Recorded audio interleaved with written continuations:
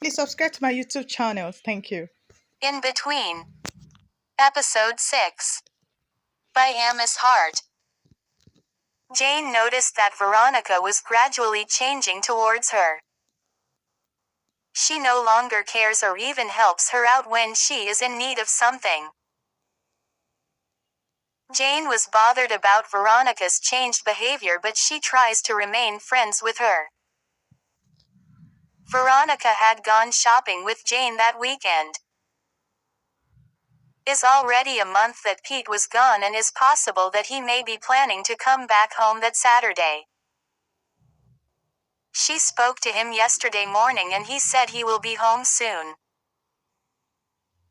She haven't been able to reach him ever since the last time they spoke, and is very normal with Pete. Whenever he is busy with work he hardly take calls, but he will always call back during his free time. As Veronica was driving, her phone rang and it was Pete. She lifted one of her hand excitedly. Let me guess. Pete is calling, right? I know that must be why you are suddenly overexcited, Jane said. You guessed right, girlfriend. I have missed him and can't wait to have him back. Let me park first so that I can take his call. She parked and began speaking over the phone with Pete.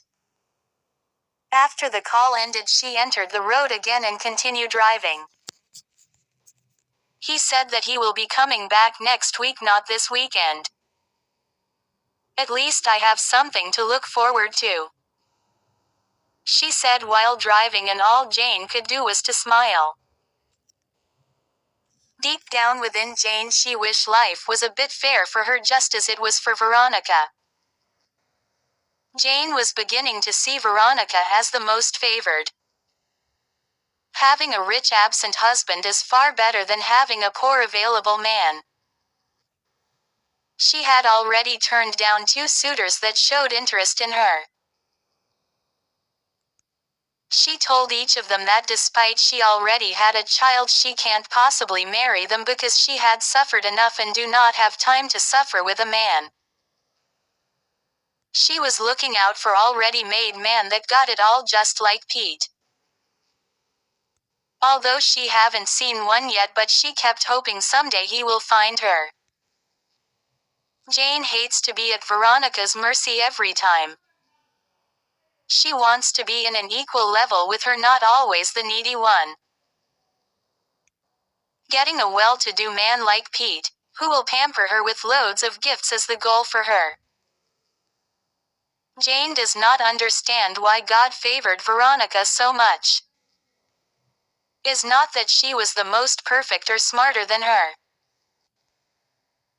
Jane sighed silently as she thought of Dan, one of her serious men, asking for her hand in marriage. He is doing okay financially, also has a nice look and equally serious in faith. Dan doesn't seem to joke with the things of God.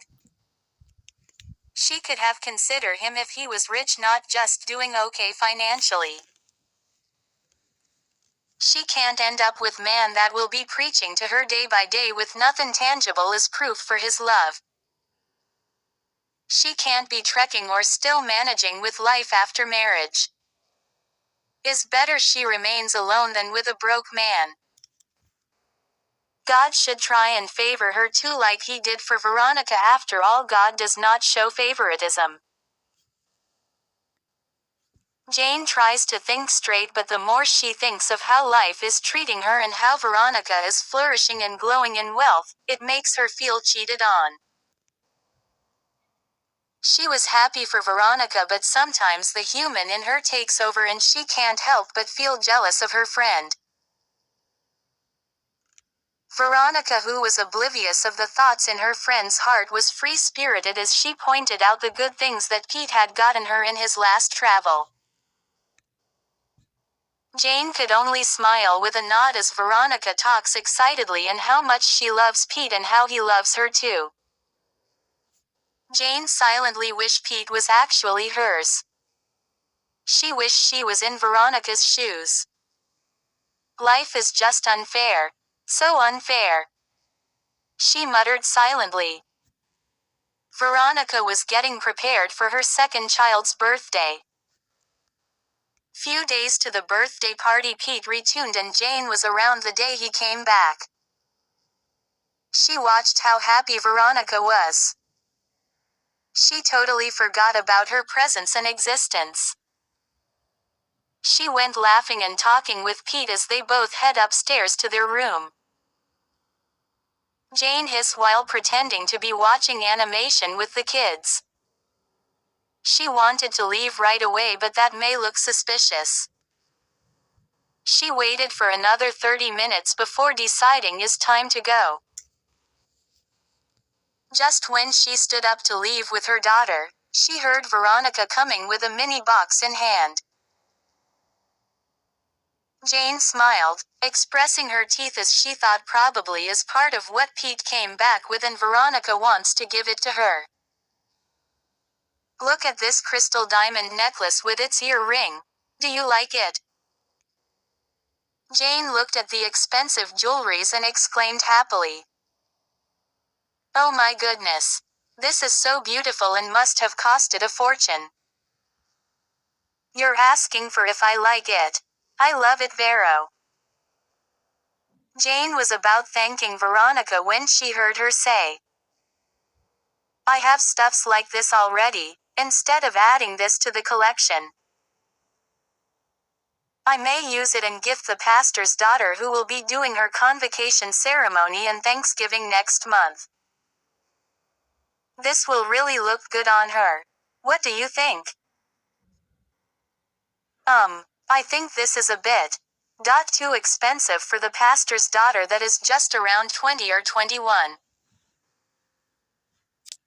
Maybe you should give it to someone more deserving of it. Somebody that will really value it. Jane said, hoping she will be able to convince Veronica. No. I don't think so. The pastor's daughter deserves it more. Her father will continue praying for me and my family, and I will always be on their list of favorites. No one is more deserving of this. Except the pastor's daughter. Veronica covered the tiny box and walked back to the stairs while Jane watched her leave. Jane was boiling angrily but couldn't do anything. She carried her daughter and left. Veronica organized a big birthday party for her son who turned 3. She called Jane as usual to assist with some things. Jane came just as expected and helped out in putting things in place. During sharing of gifts, her daughter got only an ugly doll and few other intangible things, while other rich kids that attended the party were given something far more significant in their gift packs. After the party, 2 days later, Pete traveled again. Jane decided within her that she will reduce how she visits Veronica. After some time, the way Pete usually dropped money for Veronica reduced. The big amount he usually transferred for upkeeps reduced. Veronica complained and he told her that things aren't as they used to be. She should try and readjust until everything is normalized. Veronica wasn't happy, but she had no choice than to try to reduce her spending, and that was the exact period Jane came to her after keeping her distance for some time. She told Veronica that her daughter was not feeling too well and she needed money for hospital bills. But Veronica told her that she can't help her this time due to Pete no longer drop or transfer enough money like before. Jane left saddened by the disappointment, but she didn't show her displeasure.